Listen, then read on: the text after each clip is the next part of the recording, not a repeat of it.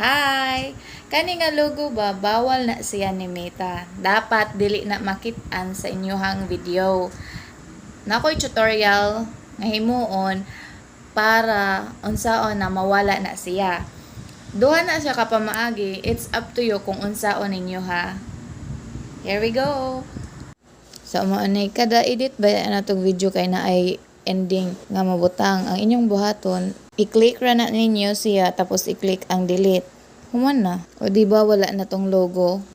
Ang ikaduha, i-click na ninyo ng me tapos i-click sad na ninyo ng settings. Dugaya po na ko ka-click. Uy. Sunod, i-click na po na ninyong add default ending. O tapos click discard.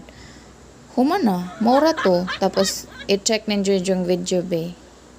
Ay dugaya pod ka check na ko. Uy. Awa. As in. O di. Wala na tong ending. Anja ang nakanindot sa ikaduha kay sa tanan nimong video nga himuon. Wala na diretso ng ending. Matik ba? Og maura to. Bye!